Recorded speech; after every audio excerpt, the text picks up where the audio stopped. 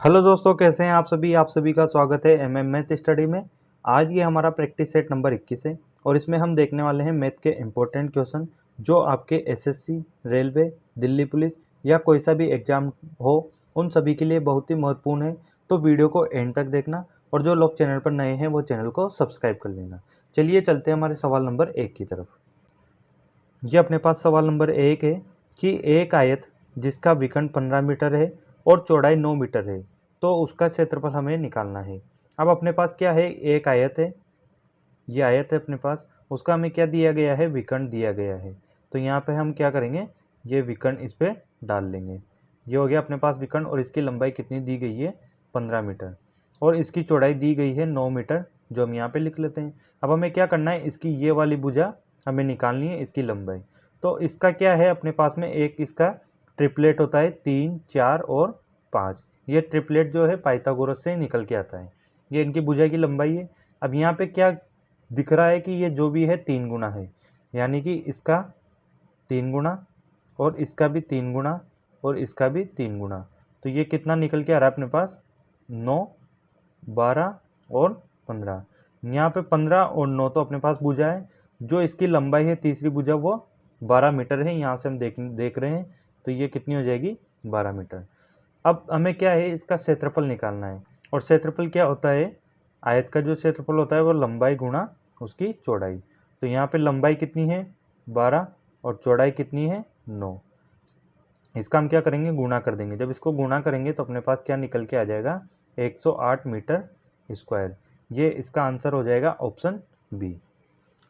अब चलिए अगले सवाल की तरफ चलते हैं, सवाल नंबर 2 की तरफ। सवाल नंबर 2 है, जोशी एक बस 15% की हानि पर 5100 रुपये में बेचता है।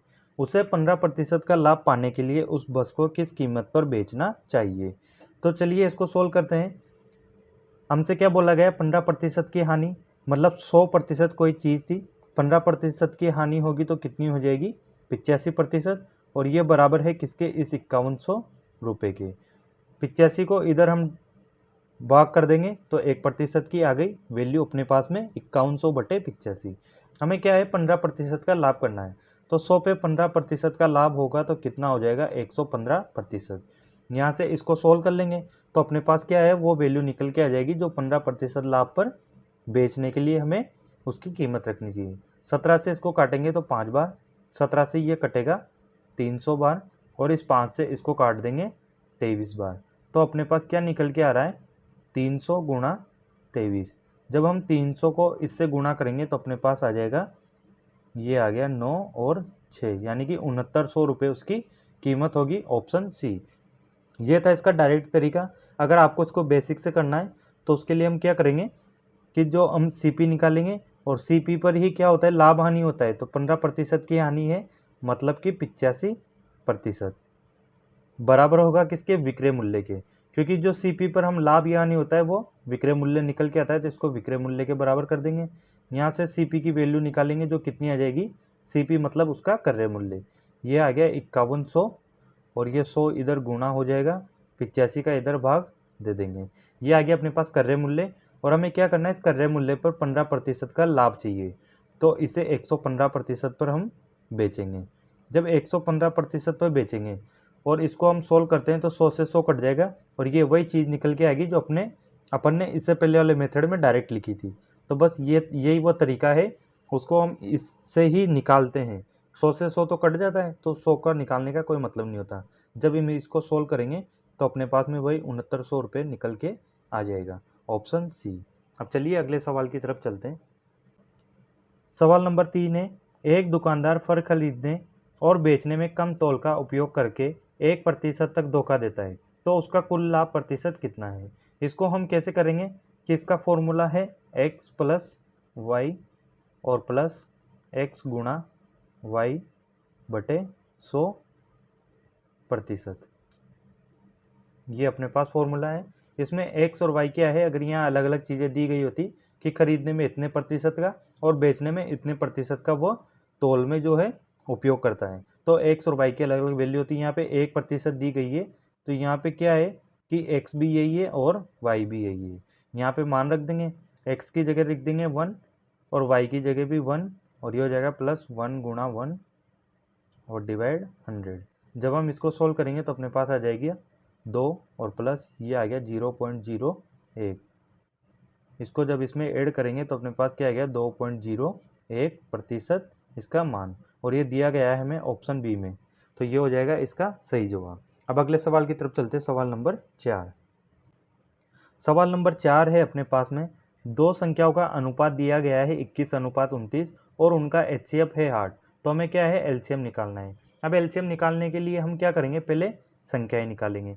संख्याएं कैसे निकालेंगे, अगर हमें अनुपात दिया गया है तो उसमें इस HCF का गुणा कर दो, यानी कि पहली संख्या हो जाएगी 21 गुणा 8, ये पहली संख्या हो गई, और दूसरी संख्या क्या हो जाएगी 29 गुणा इसमें 8 का गुणा कर दो। अब इनको हमें पूरा गुणा नहीं करना है, हमें क्या है एलसीएम निकालना है, तो इनको टुकड़ों में ऐसे तोड़ना है। जब हम इसको पूरा सोल्व करेंगे, मतलब इसका हम विभाजित करेंगे इसको, तो क्या आ जाएगा 7 गुणा 3 और 8, क्योंकि 8 इधर भी है तो 8 के टुकड़े करने की ज़रूरत नहीं है, और इसका क्या हो जाएगा 29, 29 के तो टुकड़े होंगे नहीं, और गुणा 8। अब हमें एलसीएम निकालना है, तो दोनों तरफ से जो कॉमन है वो लेना है, और उसके अलावा जो बचेंगे वो भी लेना है, यानी कि 8 इधर है और 8 इधर है, तो 8 को ले लेंगे। 3 इधर है, इधर नहीं है, लेकिन 3 को लेना पड़ेगा क्योंकि हम एलसीएम निकाल रहे हैं, तो 3 को भी ले लेंगे, और इस 7 को भी लेना पड़ेगा 7, और इधर से 29 को भी लेना पड़ेगा, ये ले लिया। जब हम इसका गुणा करेंगे तो अपने पास क्या निकल के आ जाएगा, इसका मान निकल के आ जाएगा 4872, जो कि ऑप्शन डी में दिया गया है, तो ऑप्शन डी इसका जवाब हो जाएगा। इसका एलसीएम निकल के आ गया अपने पास। अब अगले सवाल की तरफ चलते हैं, सवाल नंबर 5 की तरफ। सवाल नंबर 5 है, एक टैंक में 2 छिद्र है, पहला छिद्र टैंक को 3 मिनट में खाली करता है और दूसरा छिद्र टैंक को 5 मिनट में खाली करता है। यदि रिसाव एक निश्चित दर से हो रहा है तो दोनों छिद्रों के द्वारा टैंक कितनी देर में खाली हो जाएगा। अपने पास क्या है, दो छिद्र है टैंक में, एक तो है ए और एक है बी। ए जो है 3 मिनट में खाली कर रहा है और बी जो है उसको 5 मिनट में खाली कर रहा है। टोटल उस टैंक की क्षमता ले लेंगे, इनका एलसीएम। एलसीएम कितना ले लिया 15। जब इस ए के इस 3 का भाग 15 में देंगे तो कितना आ गया 5, और बी का मान कितना आ जाएगा, यहाँ से इस 5 को इस 15 में डिवाइड करने पर 3। ये क्या आ गई इनकी दर, मतलब कि जो ए है वो 5 की दर से 1 मिनट में 5 जो उसकी वैल्यू है वो खाली कर रहा है, और बी जो है 3 की दर से खाली कर रहा है इसको। अब इन दोनों की क्या हो जाएगी 8 हो जाएगी टोटल, क्योंकि बोला गया है ना निश्चित दर से हो रहा है, तो दोनों छिद्रों के द्वारा टैंक कितनी देर में खाली हो जाएगा। इनकी टोटल है 8, और टोटल अपने पास में जो है टैंक उसकी क्षमता कितनी है 15, और 8 की दर से खाली करेगा, तो ये निकल के आएगा 15/8 मिनट उसको लग जाएंगे, और ये दिया गया है हमें ऑप्शन डी में, तो ऑप्शन डी इसका सही जवाब हो जाएगा। चलिए अगले सवाल की तरफ चलते हैं, सवाल नंबर 6। सवाल नंबर 6 है, 3, 10, 10, 4, 7 और 10 और 5 इन आंकड़ों का हमें क्या है माध्य निकालना है। तो माध्य निकालने के लिए हम क्या करते हैं कि इनको ऐड करते हैं, यानी कि 3 + 10 और +10 +4 और +7 +10 और +5 इनको ऐड करेंगे, और इसमें क्या करेंगे जितनी ये संख्या है उनका भाग दे देंगे, तो ये कितनी संख्या है अपने पास टोटल 7 है। इनको हम ऐड कर लेते हैं, ये हो जाएंगे 10 और 10 20, और ये हो गया 30 30, और 7 और 3 ये 10, ये हो गए 40, और 5 और 4 ये 9 हो गए 49, तो 49/7 कितना निकल के आ गया अपने पास में 7, इनका माध्य। ऑप्शन बी इसका सही जवाब हो जाएगा। अगला सवाल है सवाल नंबर 7, एक बहुभुज में प्रत्येक बाह्य कोण 40 डिग्री का है, तो भुजाओं की संख्या ज्ञात कीजिए। अब इस तरीके के सवाल को हमें ऐसे सोल्व करना है कि कोई भी जो बहुभुज होता है उसमें एक्सटर्नल एंगल यानी कि बाह्य कोण और प्लस इंटरनल एंगल यानी कि उनका आंतरिक कोण, इनका जो योग होता है वो होता है अपने पास 180 डिग्री के बराबर। हमें क्या है बाह्य कोण दिया गया है, बाह्य कोण मतलब 40 डिग्री ये दिया गया है, और प्लस इंटरनल एंगल हमें निकालना है आंतरिक कोण। इसको बराबर कर देंगे 180 डिग्री के, यहाँ से इंटरनल एंगल आ जाएगा अपने पास आंतरिक कोण कितना 140 डिग्री। अब अपने पास एक फॉर्मूला होता है क्या प्रत्येक आंतरिक कोण का, वो क्या होता है 2n - 4 गुणा 90 डिग्री बटे n बराबर किसके कर देंगे, इस 140 के, क्योंकि इसका मान अपने पास है। यहाँ से हम देख रहे हैं 0 से 0 कट जाएगा, तो क्या आ गया अपने पास 2n - 4 बराबर ये हो जाएगा कितना, 14n। और यहाँ पर ये 9 भी है गुणा में, तो इसको यहाँ पर लिख देंगे। जब हम इसको आगे सोल्व करेंगे तो ये जाएगा 9 दूनी 18n माइनस 36 बराबर ये कितना है, 14n। और यहाँ से 14n को इसमें से माइनस करेंगे तो 4n बराबर 36, और n की वैल्यू यहाँ से निकल के आ गई अपने पास में 36/4 मतलब कि 9। n यहाँ पर क्या है, n यहाँ पर है अपने पास में भुजा, और ये हमें निकालनी थी कि भुजाओं की संख्या कितनी होगी, तो ऑप्शन बी इसका सही आंसर आ जाएगा, 9 उसकी भुजा होगी। अगले सवाल की तरफ चलते हैं। अगला सवाल है, पहली 15 प्राकृतिक संख्याओं का माध्य ज्ञात कीजिए। अब पहली 15 प्राकृतिक संख्या है, तो प्राकृतिक संख्या क्या होती है, जो 1 2 3 1 से शुरू होती है और ऐसे अनंत तक चलती है। अब हमें पहली 15 निकालनी, तो हम इन सबको ऐड करके फिर लिखेंगे नहीं।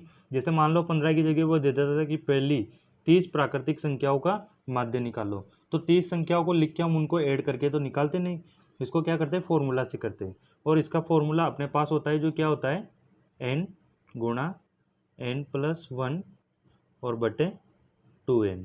यहाँ से क्या करेंगे, इसमें मान रख देंगे। n कितना है 15, और n+1 कितना हो जाएगा 16, और 2 गुणा n का मान है 15। 15 से इस 15 को काट देंगे और 2 से इसको काटेंगे, तो अपने पास क्या निकल के आ गया, इसका माध्य 8। और ये दे रखा है ऑप्शन सी में। तो इस फॉर्मूले को भी हम यहाँ से सोल्व कर सकते हैं, n से n काटेंगे तो ये क्या हो गया, n+1 बटे 2। इससे भी हम इसका मान निकाल सकते हैं। अब आपसे पूछ लो कि 30 प्राकृतिक संख्याओं का मान क्या होगा, तो 30 + 1 बटे 2, और जब हम इसको करेंगे 31/2, तो अपने पास निकल के आ जाएगा कितना, 15.5। तो इस फॉर्मूले की मदद से आप किसी का भी मान निकाल सकते हैं। अब चलिए सवाल नंबर 9 की तरफ चलते हैं। सवाल नंबर 9 है, 5 व्यक्तियों का औसत वजन है 76 किलोग्राम। इनमें से 4 व्यक्तियों का वजन 72, 74, 75 और 81 किलो है, तो 5वें व्यक्ति का वजन किलो में क्या होगा। अब हम क्या करेंगे, जो 5 व्यक्ति है इनको इनके औसत से गुणा कर देंगे। जब इसके औसत से गुणा कर देंगे तो अपने पास क्या निकल के आ जाएगा, इन पाँचों व्यक्तियों की जो इनका वजन है उसका योग निकल के आ जाएगा। तो इसको गुणा करेंगे तो क्या आ जाएगा, 6 पंजे 30, 35 और 3 हो जाएगा 38। 380 किलो जो है उन 5 व्यक्तियों का वजन का योग आ गया अपने पास। 4 व्यक्तियों का वजन दिया गया है, इनको ऐड कर लेंगे। 72 है, 74, 75 और कितना है 81। इसको हम ऐड कर देंगे तो आगे अपने पास 5 और 4 9 1 10 2 12 के 2 हासिल का 1 21 और 1 22 और 8 हो जाएगा 30, यानी कि 302 जो है इन 4 व्यक्तियों के वजन का योग आ गया। जब 5 में से इन 4 व्यक्तियों का वजन हम घटा देंगे तो अपने पास क्या आ गया, एक जो व्यक्ति बचा है उसका वजन निकल के आ जाएगा। और ये कितना है अपने पास में, ये निकल के आ गया अपने पास में 78 kg। और ये किसका है, उस 5वें व्यक्ति का वजन है जो हमें ऑप्शन बी में दे रखा है, तो ऑप्शन बी इसका सही जवाब हो जाएगा। अपने आखिरी सवाल की तरफ चलते हैं। अब आखिरी सवाल है अपने पास, एक वस्तु को 4% तथा 12% के लाभ पर बेचने पर विक्रय मूल्य में 3 रुपये का अंतर है, तो दोनों विक्रय मूल्य का अनुपात क्या होगा। अब ये वाला सवाल जो है मैंने कल वाली वीडियो में डाला था, उसमें इसका जो लॉन्ग मेथड था उसमें मैंने इसके लॉन्ग मेथड से सोल्व कराया था, और इसका जो शॉर्ट मेथड है, इसका जो शॉर्ट मेथड है उससे भी इसको सोल्व कराया था। तो आप एक बार उस वाली वीडियो को देखना, उसमें इस क्वेश्चन को भी देखना। आज हम इसको क्या करेंगे, शॉर्ट मेथड से सोल्व करेंगे। अब हमें दे रखा है कि 4% और 12% के लाभ पर 100 रुपये की वस्तु है, उस पर 4% का लाभ मतलब 104 और अनुपात 12% के लाभ मतलब 112। इसको हम सोल्व कर लेंगे। 2 से काटेंगे तो 5 और 2 52 बार, इसको 2 से काटेंगे तो 5 और ये आ गया 56। 4 से काट लेते हैं इसको 13 अनुपात 14, ये निकल के आ गया अपने पास में ऑप्शन नंबर बी। तो ये इसका शॉर्ट तरीका है, मतलब इस तरीके से हम इसको 5 से 10 सेकंड में कर सकते हैं। इसमें जो आपको विक्रय मूल्य का अंतर दिया गया है 3 रुपये जो भी है, उससे कोई मतलब नहीं है, या ये अंतर कितना भी दे, हमें अनुपात निकालना है। तो ओनली ये जो लाभ दिया गया है बस इसी से मतलब है। इन दोनों को लिख के और इनको काटना है और अनुपात अपने पास निकल के आ जाएगा। तो ये थे आपके 10 सवाल।